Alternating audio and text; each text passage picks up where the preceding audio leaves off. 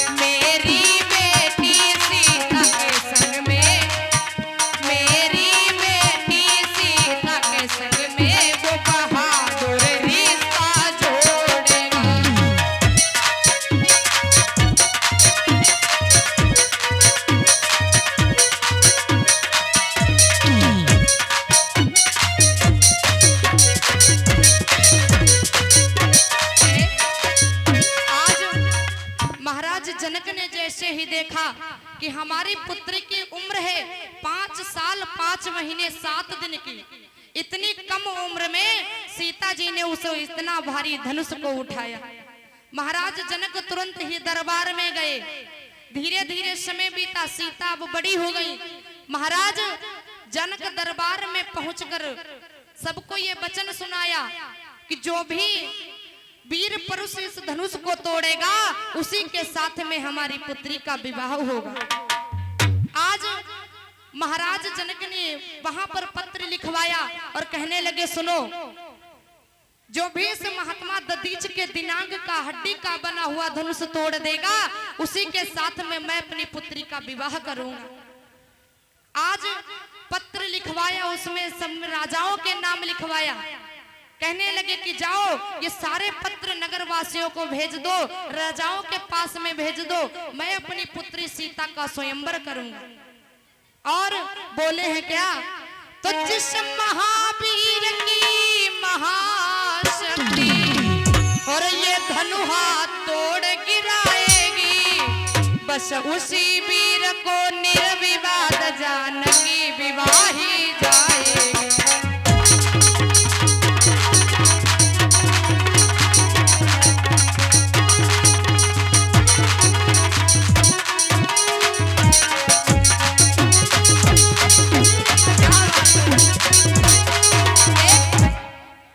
महाराज और ये हमारे परम सुने दादा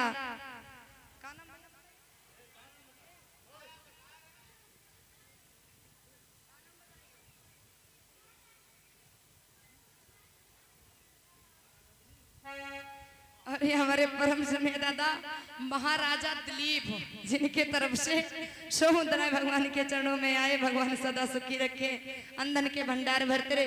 प्रेम से बोलिए शेरा वाली मैया की, बोलिए गुरुदेव भगवान की। आज महाराज जनक जैसे उस पत्र को लिखवाया, चारों तरफ उस पत्र को भिजवा दिया। एक पत्र जो है वो महाराज विश्वामित्र के पास में लेकर के गए।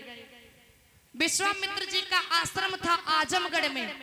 आजमगढ़ में विश्वामित्र को जब उस पत्र मिला कि महाराज जनक जो है अपनी पुत्री सीता का विवाह करना चाहते हैं, इधर महाराज जनक को कौर के द्वादश को वो पत्र मिला और एकादश को महाराज विश्वामित्र जो हैं वो अयोध्या की महाराज जनकपुरी की ओर प्रस्थान करते हैं।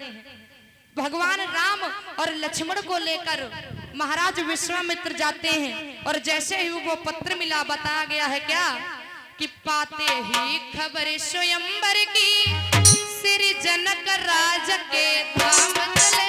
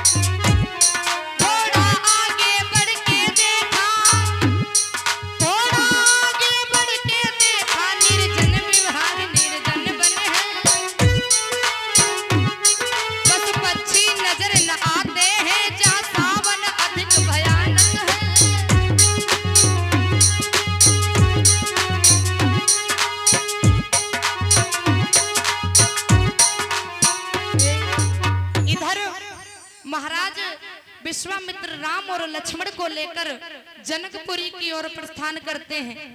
धीरे धीरे एक ऐसे निर्जन वन में पहुंचे जहां पर ना एक पशु पक्षी भी नजर नहीं आ रहे थे। इधर भगवान श्री राम की नजर जो है एक पत्थर की शिला पर पड़ी। जो वो शिला जो थी वो एक नारी के भांति थी। जैसे ही महाराज भगवान राम ने देखा कि इस पत्थर की शिला के ऊपर एक तुलसी का पेड़ है, इस वन में ना कोई पशु पक्षी दिखाई दे रहे हैं, ना कोई मनुष्य दिखाई दे रहे हैं और ना पेड़ पर पत्ते हैं, लेकिन इस पूरे वन में ये तुलसी का पेड़ हरा क्यों है? भगवान राम विश्वामित्र से पूछने लगे, गुरुदेव आप हमें ये बताओ कि यहाँ पर ये पत्थर की शिला कौन है? विश्वामित्र कहने लगे राम, ये कोई पत्थर की शिला नहीं है, बल्कि ये गौतम ऋषि की पत्नी अहिल्या है। विश्वामित्र बताने लगे सुनो, एक बार इंद्र के यहाँ सभा लगी हुई थी, तो इंद्र उस सभा में बैठा महाराज सूर्य भगवान से पूछने लगा कि आप ये बताओ कि इस मृत्युलोक में पूरे संसार में सबसे सुंदर स्त्री कौन है। इंद्र जैसे ही ये बात बोलता तो सूर्य देव कहते महाराज क्षमा करना, मैं तो केवल दिन में निकलता हूँ, तो हमें पता नहीं, आप ये बात चंद्रमा से पूछो कि संसार में सबसे सुंदर स्त्री कौन है। महाराज इंद्र ने चंद्रमा से पूछा, चंद्रमा बताओ संसार में सबसे सुंदर स्त्री कौन है। चंद्रमा कहने लगा क्षमा करना, लेकिन मैं जानता हूँ कि सबसे सुंदर स्त्री कौन है। इंद्र कहने लगा बताओ। चंद्रमा कहने लगा सुनो महाराज, गौतम ऋषि की पत्नी जो है अहिल्या, वो सबसे सुंदर है, क्योंकि वो जब दिन में जल देती है सूर्य भगवान को, तो उसका चेहरा जो है चंद्रमा की भांति खिलता है। शाम को जब हम निकलते हैं तब भी उसका चेहरा जो है चंद्रमा की भांति चमकता है। आज जैसे ही इतनी बात सुनी इंद्र ने, तो इंद्र विचार करने लगा कि अब मैं उस अहिल्या के साथ में छल करूंगा। इंद्र कहने लगा चंद्रमा आप एक काम करो, मैं अहिल्या के साथ में छल करना चाहता हूँ, आप हमें कोई मार्ग बताओ जिससे मैं अहिल्या के साथ में छल कर लूं। चंद्रमा कहने लगा महाराज एक उपाय है। महाराज गौतम ऋषि जो हैं वो सुबह सुबह गंगा स्नान करने के लिए जाते हैं। आप इंद्र कहने लगा ऐसा करो, तो आज रात को आप मुर्गा बन करके गौतम ऋषि के यहाँ पहुंच जाना, और वो भी आधी रात के समय। जब आप आधी रात के समय मुर्गे की आवाज लगाओगे तो गौतम ऋषि को लगेगा कि सुबह हो गया है। आज इंद्र समझाने लगा सुनो कि तुम मुर्गा बन जाना, मैं बाबा बन जाऊंगा।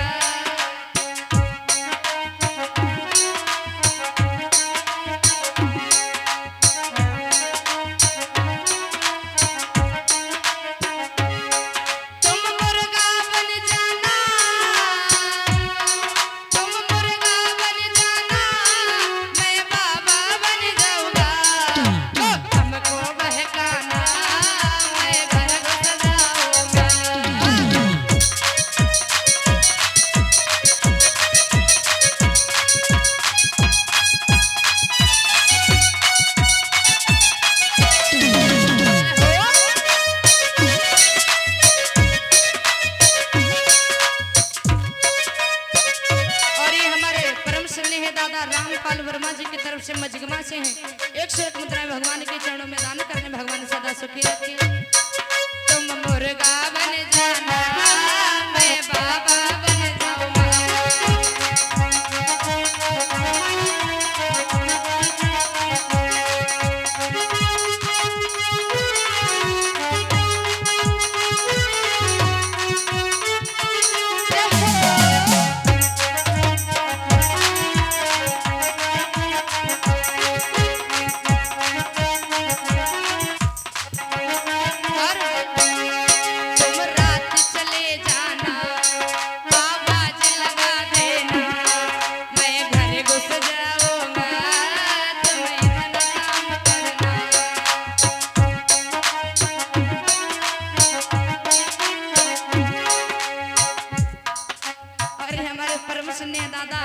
महाराजा दिलीप जी की तरफ से 101 मुद्राएं भगवान के चरणों में दान आए।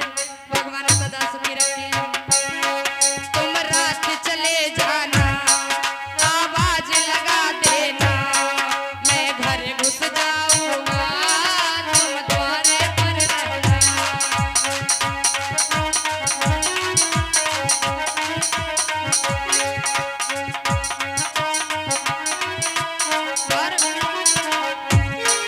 तुम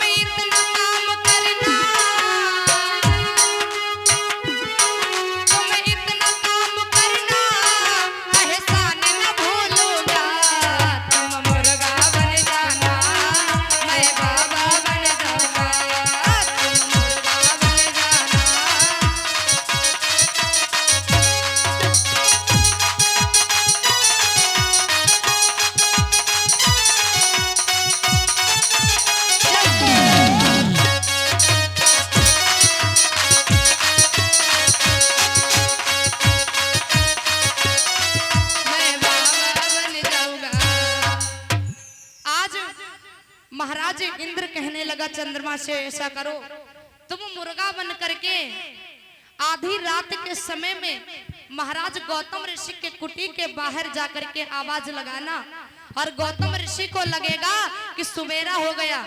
सुबह समझकर गौतम ऋषि स्नान करने के लिए चला जाएंगे और उसी समय मैं अहिल्या के साथ में छल कर लूंगा। इधर धीरे धीरे समय बीता। महाराज विचार करना कि विचार उसी से मिलते हैं जो अपने विचारों का होता है। चंद्रमा के वैसे तो 27 पत्नी है और 27 बांझ हैं, लेकिन चंद्रमा अपने गुरु बृहस्पति की पत्नी को अपने घर लेकर आ गया था। तो विचार उसी से मिलते हैं जो अपने विचारों का होता है। इधर चंद्रमा कहने लगा, ठीक है आप कहते हो तो मैं आधी रात के समय में जाकर के मुर्गा बन करके मुर्गे की आवाज निकाल दूंगा। धीरे धीरे समय बीता। इधर आधी रात का समय हुआ। आज चंद्रमा जाकर के मुर्गा बन करके महाराज गौतम ऋषि के कुटिया के बाहर खड़ा हो गया, और जैसे ही मुर्गे की आवाज लगाई, आज जैसे ही मुर्गे की आवाज लगाई तो महाराज गौतम ऋषि की आंखें खुल गई, क्योंकि गौतम ऋषि का एक ही नियम था, जैसे ही मुर्गे की आवाज सुनते वो अपना कमंडल लेकर गंगा स्नान करने के लिए चल देते। आज मुर्गे की आवाज सुनकर गौतम ऋषि ने कमंडल को उठाया और गंगा जी के पास में पहुंच गए। इधर जैसे ही गंगा के पास में पहुंचे तो गौतम ऋषि ने जैसे ही कमंडल डुबाना चाहा, इधर गौतम ऋषि गंगा स्नान करने के लिए गए और इधर इंद्र जो है वो गौतम का भेष धारण करके महाराज अहिल्या के पास में पहुंच गया। जिस समय अहिल्या के पास में पहुंच गया, अहिल्या के साथ में छल करने लगा, और गौतम ऋषि ने जैसे ही जल में कमंडल डुबाना चाहा वैसे ही गंगा मैया बोल उठी, कौन है मूर्ख जो आधी रात के समय हमें जगा रहा है। गौतम ऋषि ने हाथ जोड़ा, कहने लगे मैया मैं आपका पुत्र गौतम भूल गई, मैं तो रोज सुबह आकर के आपके जल में स्नान करता हूँ। गंगा मैया कहने लगी, पुत्र ये सुबह का समय नहीं है बल्कि ये तो आधी रात का समय है। आप तो सुबह आते थे लेकिन अचानक आज आधी रात के समय क्यों आए हो। गौतम ऋषि कहने लगे, मैया मैं रोज मुर्गे की आवाज सुनकर आता हूँ, तो आज भी मुर्गे की आवाज ही सुनकर आया हूँ। गंगा मैया ने ध्यान रखकर देखा कि इधर इंद्र गौतम का भेष धारण करके अहिल्या के साथ में छल कर रहा। गंगा मैया गौतम से कहने लगी, पुत्र आप फौरन अपने घर में लौट जाओ, आपके घर में आपके पत्नी के साथ में छल हो रहा। गौतम ऋषि जब आए, गौतम ऋषि जैसे ही अपनी कुटी पर आए तो क्या देखा, चंद्रमा जो है वो मुर्गा बना है। जैसे ही चंद्रमा को देखा तो गौतम ऋषि ने जल निकाला और उस चंद्रमा को श्राप दे दिया। इधर जब इंद्र महाराज कुटी से बाहर निकला तो महाराज गौतम ऋषि के कंधे पर एक भीगी धोती पड़ी हुई थी।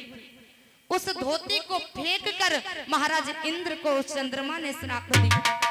अहिल्या निकली, जैसे अहिल्या गौतम ऋषि के चरणों में गिर गए, स्वामी हमें कुछ नहीं पता हमारे साथ में क्या हो। आज गौतम ऋषि सोच गए कि शायद अहिल्या भी इस काम में थी। अहिल्या जा करके महाराज गौतम ऋषि ने अहिल्या को श्राप दिया कि जाओ तुम एक पत्थर की शिला बन जाओ।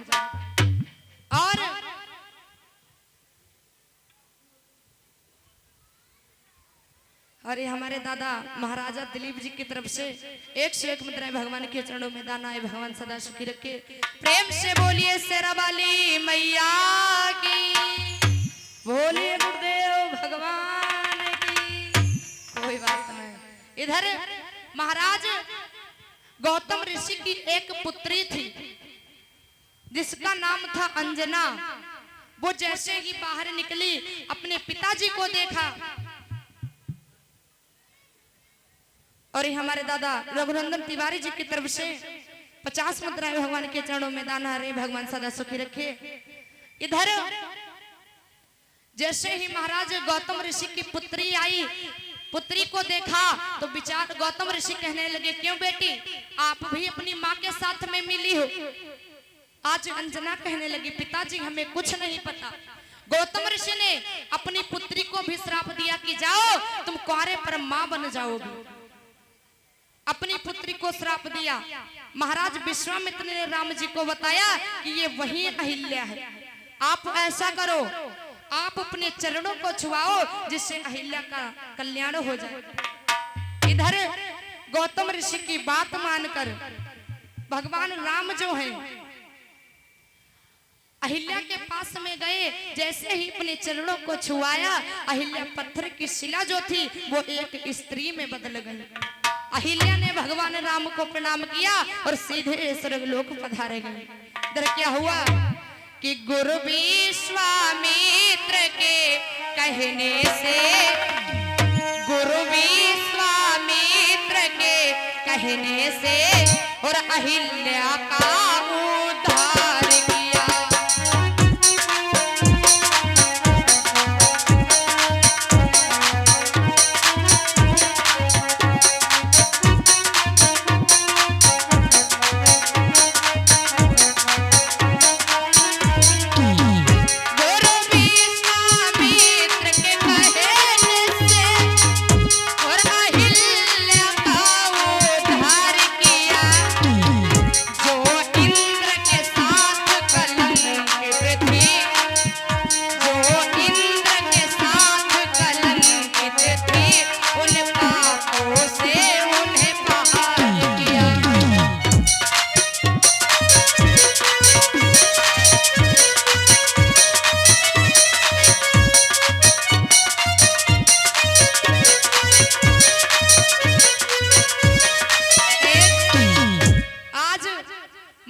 जैसे ही उस अहिल्या का तारण हुआ, भगवान राम और लक्ष्मण गुरु विश्वामित्र आगे की ओर बढ़े।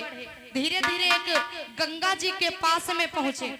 रात का समय हो गया। गुरु विश्वामित्र ने संध्या के समय भगवान राम को अस्त्र और शस्त्र प्रदान किए, विद्या प्रदान की। धीरे धीरे समय बीता। महाराज विश्वामित्र जो हैं राम और लक्ष्मण को लेकर जनकपुरी में पहुंचे, जहां पर महाराज जनक ने एक गांव के बाहर आश्रम बनवाया था कि जो भी संत आएंगे इस आश्रम में रुकेंगे। महाराज विश्वामित्र उस आश्रम में पहुंच गए। मंत्रियों ने जाकर के जनक जी को बताया कि गुरुदेव विश्वामित्र हमारे महल के पास आ गए। महाराज जनक जी दौड़ते हुए गए, गुरुदेव विश्वामित्र के चरणों में गिर गए, प्रणाम किया और बोले हैं क्या कि आओ बैठो आसन पे, क्या इच्छा नाथ तुम्हारी, और का चाहत कछु दान करूं, क्या सेवा करूं तुम्हारी।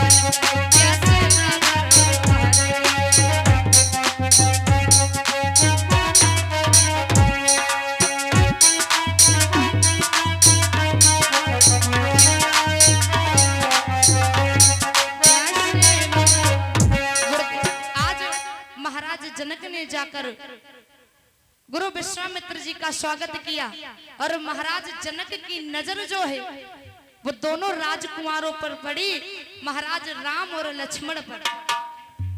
जनक जी पूछने लगे, गुरुदेव आपके पास में दो जो राजकुमार बैठे हैं ये कौन है? गुरुदेव कहने लगे, महाराज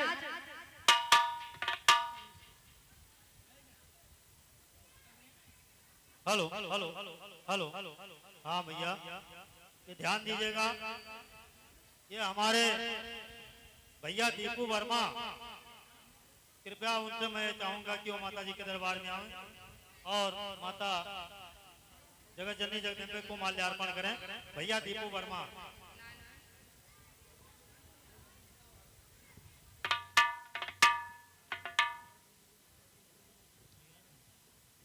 बोलिए आज तक की माँ जगत जननी जगदम्बे की, बोल तेरा वाली मैया की, बोल बच्चे